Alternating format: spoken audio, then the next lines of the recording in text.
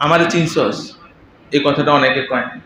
কিছু হলে লাগালাগি করলে, মারামারি কাটাকাটি হলে, আমি কে, এই যে আমাকে চিনছস, এই কথাটা প্রায় হয় সব জায়গার মধ্যে। কেন এটা হবে? আমি কি? আমার রক্ত মাংস করা একজন কি মানুষ। আমার শুরুতেও ছিল এক ফোঁটা নাপাক। ছিলাম না আমরা এক ফোঁটা নাপাক? না, ছিলাম না। এক ফোঁটা নাপাক থেকে আমার সৃষ্টি। আবার যখন মরে যাব তখনও কি দুর্গন্ধ, লাশের দুর্গন্ধে কেউ আসতে পারবে না। সব দুর্গন্ধ ছাড়া আমি আর কি আছি? দুই দুর্গন্ধ।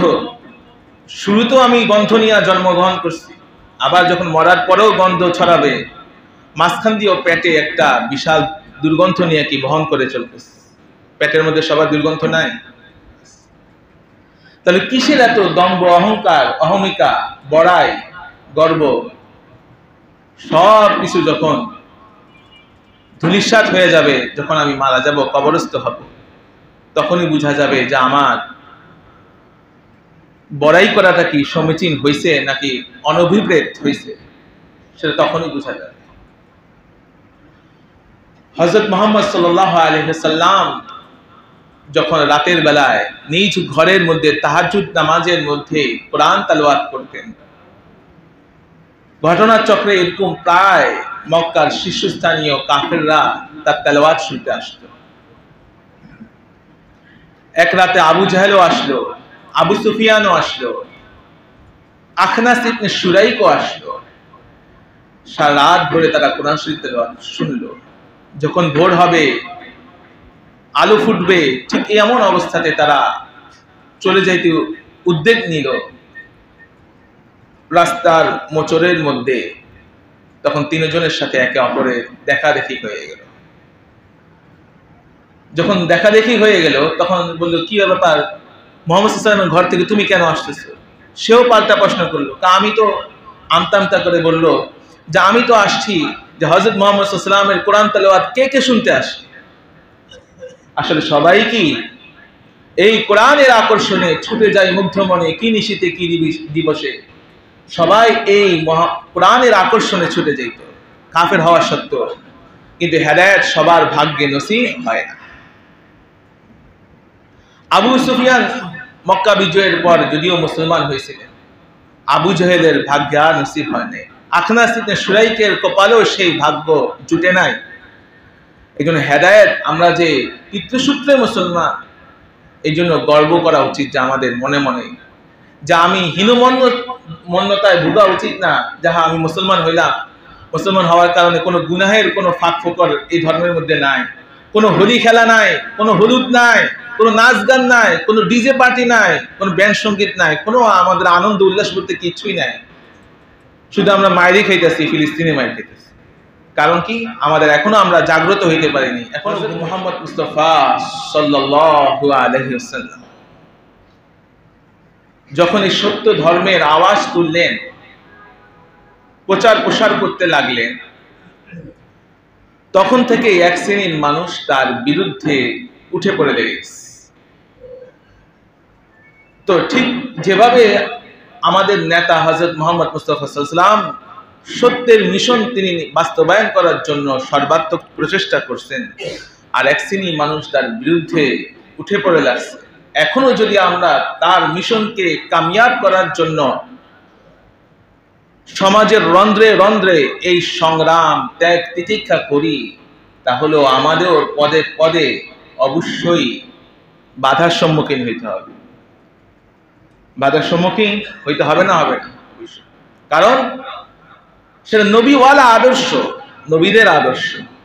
নবী হযরত মুহাম্মদ সাল্লাল্লাহু আলাইহি ওয়াসাল্লাম বাধার সম্মুখীন হয়েছে, রক্তাক্ত হয়েছেন তায়েফের ময়দানে, না হন নাই? হয়েছে। উহুদের ময়দানে তার দান্দান মোবারক শহীদ হয়েছে, দাঁত তাকে ফেলে দেওয়া হয়েছে, আহত করা হয়েছে। তাহলে তিনি একটা সত্য ধর্ম ইস্টাবলিশ করার জন্য সমাজে, দেশের মধ্যে, পুরো পৃথিবীর বুকে ছড়িয়ে দেওয়ার উদ্দেশ্যে তার কত রক্ত ঝরতে হয়েছে, কত অপমানিত হইতে হয়েছে। কাবা শরীফের সাথে লেগে ঘেঁষে তিনি নামাজ আদায় করতেছিলেন, সেজদারত অবস্থায় ওটের ভুঁড়ি, মলমূত্র, সেগুলো তার পিঠের উপরে দেওয়া হয়েছে না, দেওয়া হয়নি। সেই নবীওয়ালা আদর্শ আমাদের মধ্যে আজকে কই? নির্জীব, আমরা নিষ্প্রাণ। হযরত মুহাম্মদ মুস্তাফা সাল্লাল্লাহু আলাইহি ওয়াসাল্লাম যখন সত্য ধর্মের আহ্বান করতেছিলেন, তখন নাজর ইবনে হারিস একটা কাট্টা শীর্ষস্থানীয় কাফের ছিল। সে বলল যে এই যে মুহাম্মদ সাল্লাল্লাহু আলাইহি সাল্লাম আমাদেরকে একটা নতুন ধর্মের দিকে আহ্বান করতেছে, এটা কি সত্য ধর্ম কিনা? তখন তিনি সে মক্কার গণ্যমান্য নেতৃস্থানীয় ব্যক্তিবর্গকে তিনি আহ্বান করলেন, দাওয়াত দিলেন যে আসো, এই মুহাম্মদের মিশনকে কিভাবে ব্যর্থ এবং এটাকে নাকামিয়াব করা যায় সেটার জন্য সর্বাত্মকভাবে আমাদেরকে লাগতে হবে। নচেত আমরা যেই ধর্মের পূজা করি, লাত, উজ্জা, মানাত দেবদেবীর আমরা পূজা করি, সে সময়কার আরবরা বড় বড় মূর্তির নাম ছিল লাত, উজ্জাত, মানাত। এখন যেমন নাকি দুর্গা, লক্ষ্মী, সরস্বতী, শ্যামা পূজা করা হয়, এরকম সেই সময়ের মধ্যেও ছিল না, ছিল না।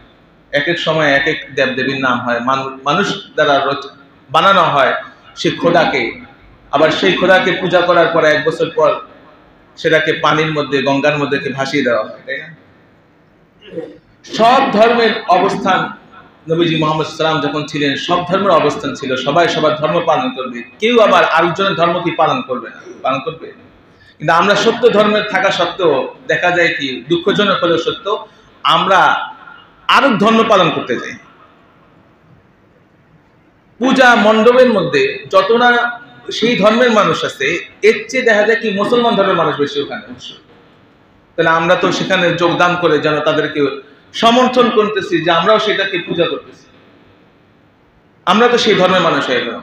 ইয়া আইয়ুহাল্লাযীনা আমানু লা তাত্তাখিযুল ইয়াহুদা ওয়ান নাসারা আউলিয়া বা'দুহুম আউলিয়াউ বা'দ ওয়া মান ইয়াতাওয়াল্লাহুম মিনহুম ফাইন্নাহু মিনহুম ইন্নাল্লাহা লা ইয়াহদিল কওমাজ যালিমিন।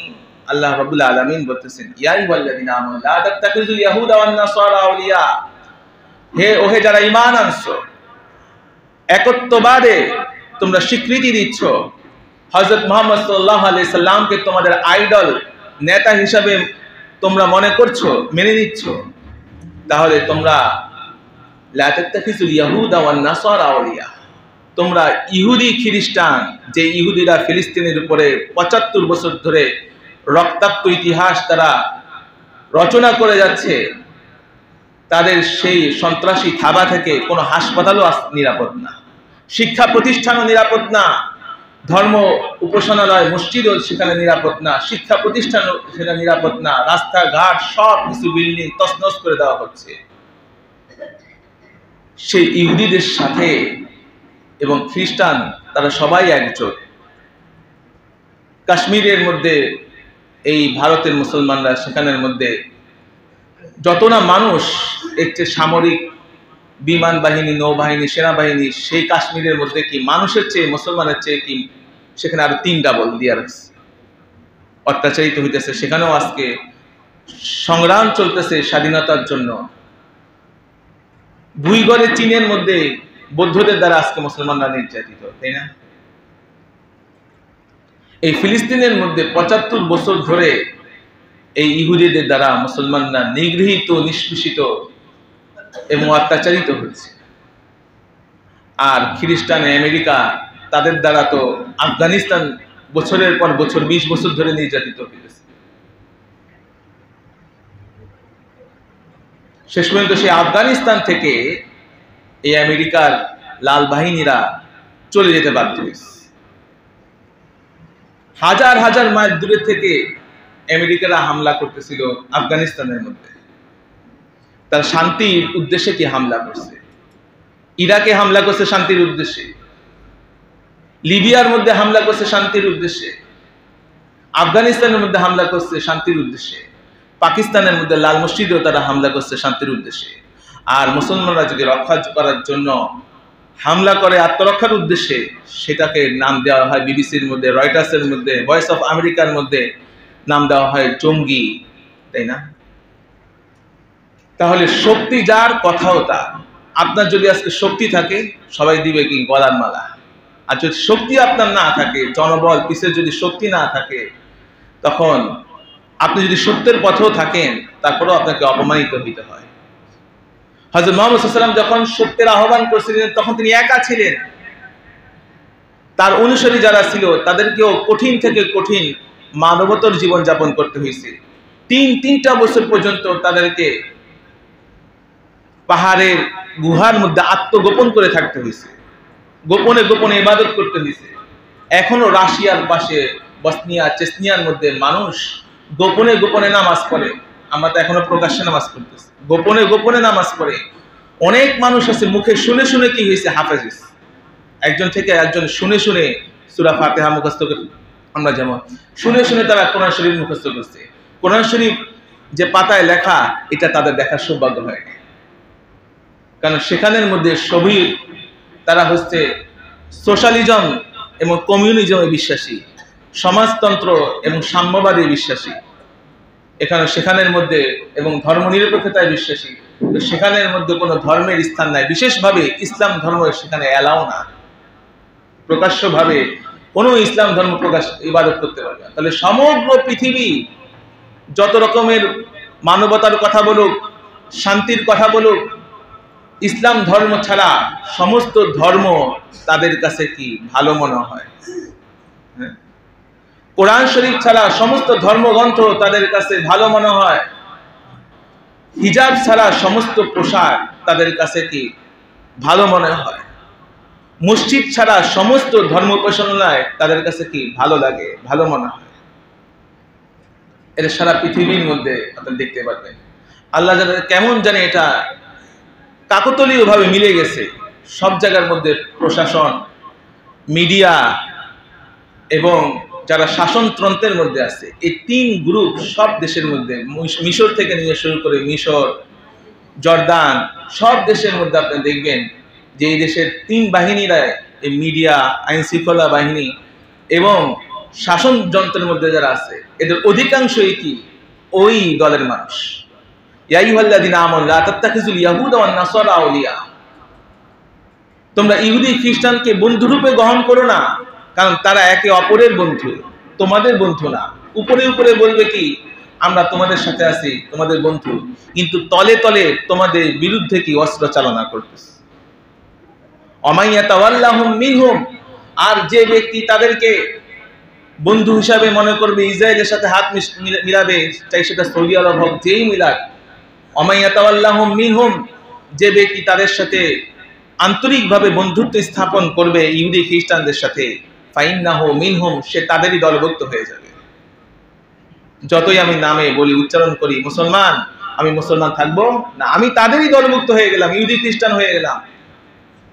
ইন্নাল্লাহা লা ইয়াহদিল কওমাজ যালিমিন, অবশ্যই আল্লাহ তাআলা জালেমদেরকে হেদায়েত দান করেন না।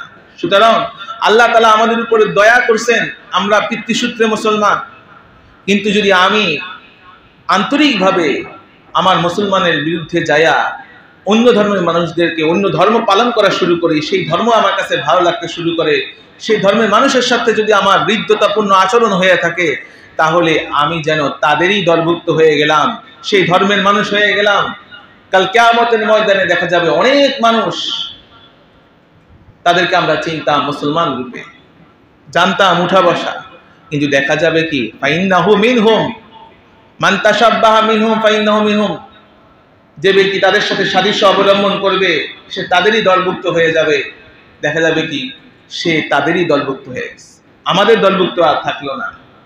লাইসা মিন্না মান গাশশানা, যে ব্যক্তি আমাদেরকে ধোঁকা দেয়, হযরত মুহাম্মদ সাল্লাল্লাহু আলাইহি ওয়াসাল্লাম বলেছেন, যে ব্যক্তি আমাদেরকে ধোঁকা দেয় সে আমার উম্মতের দলভুক্ত না, আমার উম্মতের দলভুক্ত না। মান গাশশানা, যে ব্যক্তি আমাদেরকে ধোঁকা দেয়, লাইসা মিন্না, সে আমার উম্মতের দলভুক্ত না। কত বড় হুঁশিয়ারি বাণী! এই জন্য হযরত মুহাম্মদ সাল্লাল্লাহু আলাইহি সাল্লাম যখন এই সত্যের আহ্বান করতেছিলেন, ইসলাম ধর্মের প্রচার প্রসার করতে লাগলেন, তখন ওয়ালিদ ইবনে মুগীরা সমস্ত মানুষরা, মক্কার যারা গণ্যমান্য ব্যক্তিবর্গ ছিল, তারা একত্রিত হলো, মিটিং করলো যে কিভাবে মুহাম্মদের আওয়াজকে ভুলুণ্ঠিত করা যায়, এটাকে কিভাবে নিঃশেষ করে দেওয়া যায়। তখন কেউ বলল, আসো, এখন তো হজের মৌসুম, এই হজের মৌসুমের মধ্যে পৃথিবীর বিভিন্ন প্রান্ত থেকে ছুটে আসবে সবাই হজ করার জন্য। তখন যদি সে এই মক্ষম সময়ে ইসলামের প্রচার প্রসার করতে থাকে, তখন তো ইসলামের মানুষ অনেক হয়ে যাবে, ইসলামপন্থী মানুষ অনেক হয়ে যাবে। এই জন্য আগভাগেই আমরা তার এই মিশনকে, যেন সে কামিয়াব না হইতে পারে, আমরা তাকে বাধা দিব, বলবো এখানের মধ্যে একজন লোক আছে, সে পাগল, তোমরা তার ধারে কাছেও যাও না। তখন ওয়ালিদ ইবনে মুগীরা বললে যে না, মানুষ স্বভাবজাত নিষিদ্ধ কাজের প্রতি আগ্রহ বেশি, যদি একবারে আমরা তাকে বলি পাগল, তখন মানুষ উৎসুক হইয়া কৌতূহল বশত তাকে দেখতে যাবে, দেখি নতুন পাগলের কি কি বলে। যখন তারা আগ্রহ ভরে যাবে তার কথা শোনার জন্য, তখন শোনার পরে বলবে যে না, এটা তো কোনো পাগলের প্রলাপ না। তখন আমাদেরকে মানুষ মিথ্যুক মনে করবে, তাকেই সত্যবাদী হিসাবে মনে করবে, পাগলও বলা যাবে না। তাহলে কি বলতে হবে? আসো আমরা তাকে জাদুকর বলি। তখন ওয়ালিদ ইবনে মুগীরা সিদ্ধান্ত দিলেন যে না, জাদুকরও বলা যাবে না, কারণ জাদুর যে মন্ত্রতন্ত্র থাকে, মুহাম্মদ সাল্লাল্লাহু আলাইহি সাল্লামের কথার মধ্যে সেই মন্ত্র নাই, কোনো মন্ত্রের কথা নাই এটা। কারণ আমরা সবাই ভাষা জ্ঞান আছে, আমাদের সবার কি ভাষা জ্ঞান আছে। আরবের মধ্যে সবাই লিখতে পড়তে জানতো না, কিন্তু তারা জন্মসূত্র ভাবে তাদের একটা ভাষা জ্ঞান আল্লাহ তাআলা দান করে গেছে।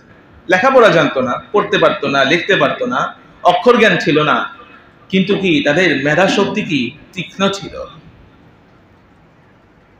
তখন আসো, তাহলে তাকে কি বলা যায়? তখন কেউ বললো যে আসো আমরা তাকে কবি বলি। তখন ওয়ালিদ ইবনে মুগীরা বললেন, কবির কথাও তো এমন না, কবির যে কথা আর তার কথার মধ্যে আসমান জমিন ফারাক আছে। তাহলে তারা তখন হাড়ে হাড়ে বুঝতে পারছে, প্রত্যেকটা মানুষই বুঝতে পারছিল যে হযরত মুহাম্মদ সাল্লাল্লাহু আলাইহি ওয়াসাল্লাম সত্যের আহ্বান করতেছিলেন। তাহলে তারা কেন মানতে পারতেছিল না? ফাকাদ লাবিস্তু ফীকুম উমরাম মিন ক্বাবলিহি আফালা তাকিলুন। হযরত মুহাম্মদ সাল্লাল্লাহু আলাইহি ওয়াসাল্লাম বললেন, আমার একটা দীর্ঘকাল শৈশব, কৈশোর, যৌবন তোমাদের মাঝে অতিবাহিত হয়েছে, তোমাদের সামনেই আমি বড় হয়েছি। আমি কোনো অনৈতিক গর্হিত কাজ, কোনো খারাপ কাজের মধ্যে, মন্দ কাজের মধ্যে আমি লিপ্ত ছিলাম না কখনো, কোনো অবস্থাতে।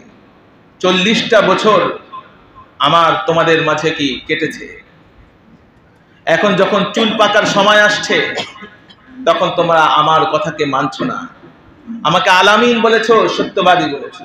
ফাকাদ লাবিস্তু ফীকুম উমরাম মিন ক্বাবলিহি আফালা তাকিলুন। তারপরেও কি তোমরা বুঝবে না? তোমাদের বোধ উদয় হবে না?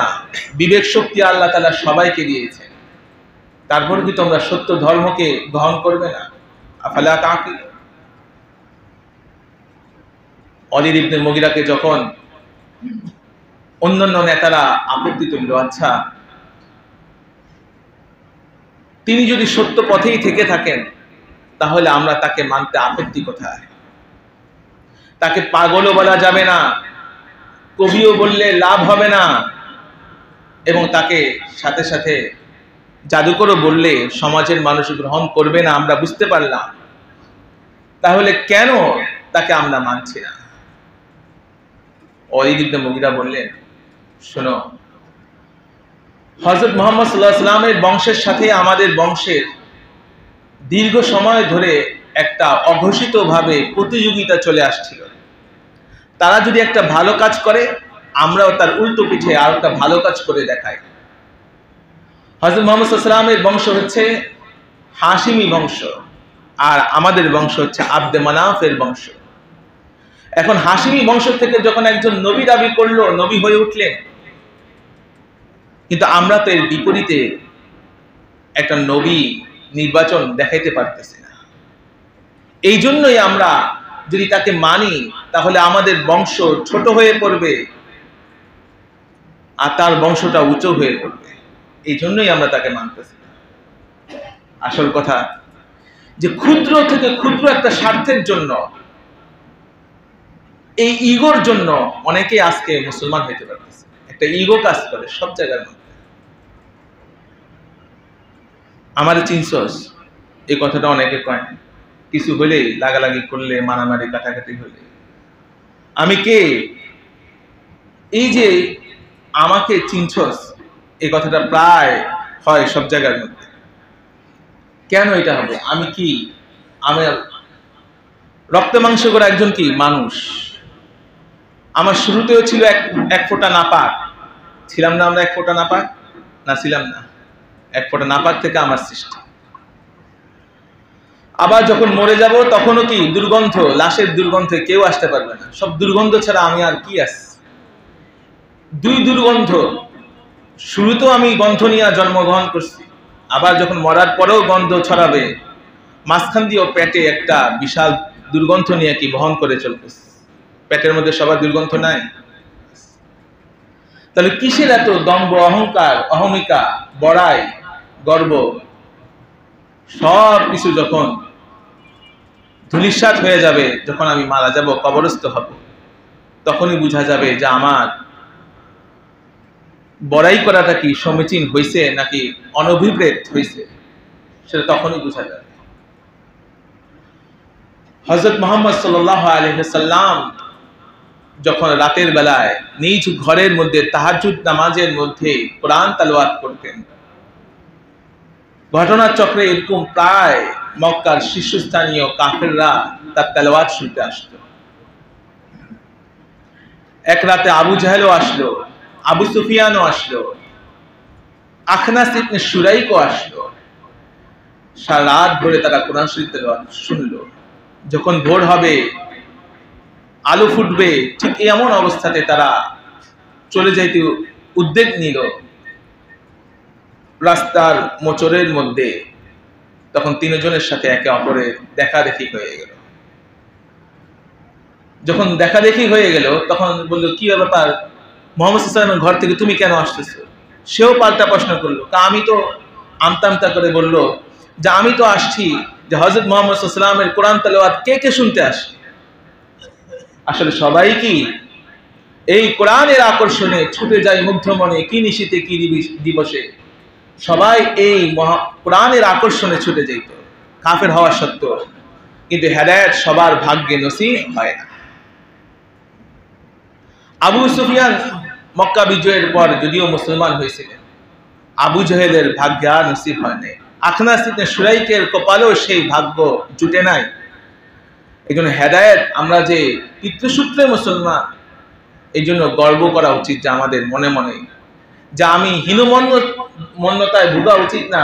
যাহা আমি মুসলমান হইলাম, মুসলমান হওয়ার কারণে কোনো গুনাহের কোনো ফাঁক ফোকর এই ধর্মের মধ্যে নাই, কোনো হোলি খেলা নাই, কোনো হলুদ নাই, কোনো নাচ গান নাই, কোনো ডিজে পার্টি নাই, কোনো ব্যান্ড সঙ্গীত নাই, কোনো আমাদের আনন্দ উল্লাস বলতে কিছুই নাই।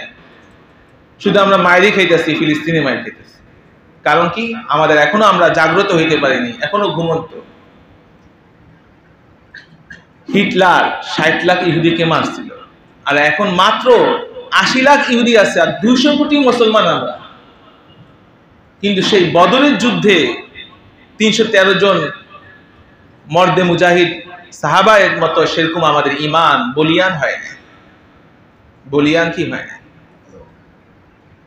ইসরায়েলের মধ্যে, ইরানের মধ্যে প্রত্যেকটা মানুষ সামরিক, নিজেকে সেভ করার মতো সবকিছু তারা জানে। আর আমি এমন মুসলমান, পিস্তল রিভলভার কাকে বলে সেটাই চিনি না। নিজেকে যে সেভ করব, যদি আর ধরুন কথার কথা আমাদের দেশের মধ্যে যদি অন্য দেশের মানুষ আক্রমণ করে, তখন কি অবস্থা হবে? সেভ করব কিভাবে নিজেকে? আমি নিজেও তো কখনো কোনো পিস্তল, রিভলভার কাকে বলে, বন্দুক কাকে বলে, এই তিনটার মধ্যে পার্থক্য কি সেটাও বুঝি না। তাহলে চিন্তা করে দেখেন, ফিলিস্তিনি মুসলমানরা যেই জায়গায় আছে, এরকম জায়গায় যদি আমরা থাকতাম, কি অবস্থাটা হইতো? কি অবস্থাটা হইতো?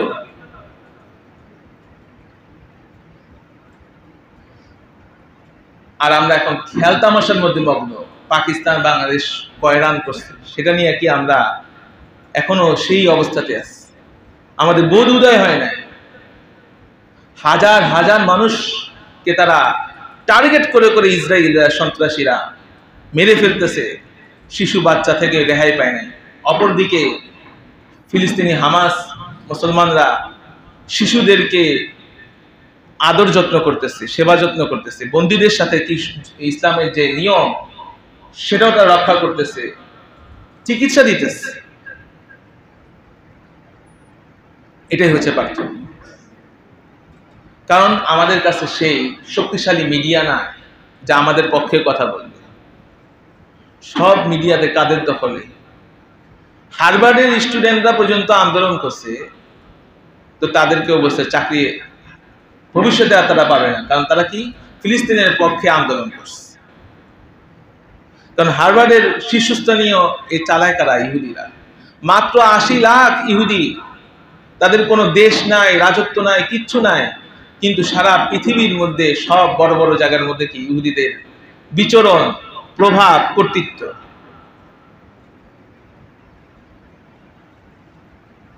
কিন্তু আল্লাহ তাআলা বলছেন যে ইহুদিরা গায়রিল মাগদুবি আলাইহিম ওয়ালাদ-দাল্লিন, তারা সব সময় অভিশপ্ত, লাঞ্ছিত হয়ে থাকবে।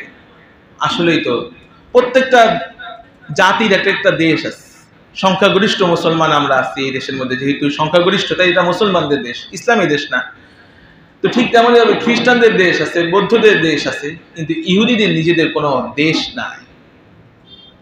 তাদেরকে আশ্রয় দিয়েছে এই ফিলিস্তিনিরা, দয়া করছিল, আর উপকারে ঘাড়ে লাথি এখন তারাই খেয়েছে, তাই না? এই আল আকসা মুসলমানদের প্রথম কিবলা, এটাকে নিয়ে তো আমাদের ঐক্যবদ্ধ হওয়া উচিত ছিল, যা আমরা অর্থ করে দিয়ে, টাকা পয়সা দিয়ে, আমাদের শরীর দিয়ে আমরা সেখানে মুসলমানদের পাশে দাঁড়ানো উচিত ছিল। সব দেশের থেকে মুসলমানরা যদি, যারা বিমান বাহিনী আছে, সেনাবাহিনী আছে, নৌবাহিনী আছে,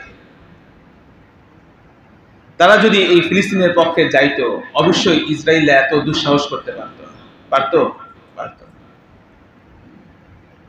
শুধু সব দেশের মুসলিম প্রধানরা শুধু হুঁশিয়ারি উচ্চারণ করে, কিন্তু বাস্তবায়নে কাজে কেউ যাচ্ছে না। আমেরিকারা নিশ্চুপভাবে রণতরী, যুদ্ধের সরঞ্জাম, জাহাজের যুদ্ধ জাহাজ তারা পাঠায় দিচ্ছে, সবকিছু পাঠায় দিচ্ছে। কিন্তু আমাদের পাশে মিডল ইস্টের মাঝখানে বিস্ফোরার মতো ইসরায়েল আছে, চারদিকে সমস্ত মুসলমান দেশ, কিন্তু তারপরেও আমরা কি কাপুরুষ? আগের মতো আমাদের সেই শৌর্য, বীর্য, সাহস, মনোভাব আর নাই, কারণ আমরা মৃত্যুকে ভয় পাই, আরো বেঁচে থাকতে চাই 1000 বছর। হযরত মুহাম্মদ সাল্লাল্লাহু আলাইহি ওয়াসাল্লাম যখন যুদ্ধ করছিলেন, 313 জন মাত্র মুসলমান, কিচ্ছু ছিল না, ঢালপালা কিচ্ছু ছিল না, অস্ত্রশস্ত্র কিচ্ছু ছিল না। আর অপরদিকে অস্ত্রে শস্ত্রে সজ্জিত 1000 জন কাফেররা আবু সুফিয়ানের নেতৃত্বে আসছিল। তারা কি শোচনীয়ভাবে পরাজয় বরণ করেছে। আল্লাহ তাআলার পক্ষ থেকে সাহায্য আসছে। বদরের যুদ্ধে যে আল্লাহ আছেন, সে আল্লাহ কি এখনো নাই? সে আল্লাহ এখনো আছে, কিয়ামত পর্যন্ত থাকবে। অন্তরটা আমাদের সেরকম নাই, শুধু মুখে মুখে কি আমরা বিশ্বাস করি। আবার কিছু লোভ পাইলে, কিছু যদি উপঢৌকন লোভ, চটকদার লোভে আমাদেরকে প্রলোভন দেখানো হয়, তখন আমরা সেই দলেই যাই। তাহলে আমাদের মাথাটার কি দাম আছে? আমরা বিকৃত মাথাটা কি বিক্রি হয়ে গেছে। এটাই শুধু পার্থক্য। এখন আমাদের এই ফিলিস্তিনি মুসলমান ভাই বোনদের জন্য শুধু দোয়া করা ছাড়া আর কোনো কিছু নেই, উপায় নেই। এতটুকু শুধু করতে পারি, কিন্তু যাদের যে দায়িত্ব রাষ্ট্রপ্রধানদের, সেই দায়িত্ব তাদেরকে পালন করতে হবে। কারণ কিয়ামতের ময়দানে জিজ্ঞাসা করা হবে তাদেরকে। ফিলিস্তিনি মুসলমানরা সাহায্য চাইতেছেন, তখন শেষ পর্যন্ত তারা নিরাশ হয়ে বলছেন যে আল্লাহই আমাদের এখন সাহায্য করবে, কোনো আরব না, অনারব না, কোন দেশের মুসলমানরা আমাদেরকে সাহায্য করতে পারবে না। সাহায্য করার মালিক একমাত্র আল্লাহ তাআলাই। সমস্ত বিশ্বের মুসলমানরা 5 ওয়াক্ত নামাজ পড়ে, আর আমরা নামাজ পড়তেছি দৈনিক 6 ওয়াক্ত, জানাজা নামাজ 5 ওয়াক্ত নামাজ তো পড়তেছি, সাথে সাথে দৈনিক ফরজের মতোই জানাজা নামাজও পড়তে হইতেছে। আবাল বৃদ্ধ শিশু বনিতা সবাই এই হামলা থেকে কি রেহাই পায়? শিশু থেকে মহিলা পর্যন্ত, বৃদ্ধ পর্যন্ত, অসুস্থ, হাসপাতাল, কেউ রেহাই পায় না। আপনি আমি যদি একটা আক্রোশে থাকি, জিদে থাকি, তখন দেখবেন যে যদি পাইতাম ইসরায়েলদেরকে মারতাম। কিন্তু যারা ইসরায়েলে যুদ্ধের মধ্যে আসে নাই, অংশগ্রহণ করে নাই, তারা তো নিরপরাধ, তারা তো হামলা থেকে অবশ্যই মুক্ত। কিন্তু আপনি আমি চিন্তা করে দেখি যে আমার একই পরিবারের 22 জন মানুষ মারা গেছে, শহীদ হয়ে গেছে। একই পরিবারে আমার বাপ মা নাই, যে কোনো সময় আমি আতঙ্কের মধ্যে আছি, আমিও নাই হয়ে যেতে পারি, আমার সন্তান, আমার বাবা মাও নাই হয়ে যেতে পারে, এমন একটা পরিস্থিতির মধ্যে আমি আছি। অথচ দেশ আমার, মাটি আমার, সবকিছু আমার। উড়ে এসে জুড়ে বসেছে যেই ইসরায়েলা, তাদের এগুলো কিছুই না, দখলদার আগ্রাসনী বাহিনী আগ্রাসন করতেছে। চিন্তা করে দেখেন, সেই জায়গার মধ্যে যদি আপনি আমি কোনো ইসরায়েলকে পাই, আমি ফিলিস্তিনি মানুষ, অথচ সে হামলা করার জন্য আসে নাই, তখন আমি জিরে কি করতাম, তাকে মেরে ফেললাম। এটাও কিন্তু ইসলাম অনুমোদন দেয় না। কারণ যে যুদ্ধের জন্য আসছে, যে যুদ্ধ করতেছে সবল শক্তিমান, তার সাথে তোমার যুদ্ধ হবে। আর যে অক্ষম অসহায়, তার সাথে তো কোনো যুদ্ধ নাই, তাহলে তুমি কাপুরুষ হয়ে গেলা। তাহলে হামাস যারা মুক্তিযোদ্ধা, মুক্তি সংগ্রামী, এই হামাসের মুসলমান, ফিলিস্তিনি মুসলমান, তারাই কি সবচাইতে কি সাহসী, এবং তারাই সবচাইতে মানবতাবাদী। তারা কাপুরুষ না, সাহসী, কারণ তারা কোনো শিশুকে আঘাত করে নাই, কোনো মহিলাকে আঘাত করে নাই। আর ইসরায়েলের সবচাইতে সবসময় কাপুরুষ ছিল। অনেক নবী রাসূলকে তারা হত্যা করছে।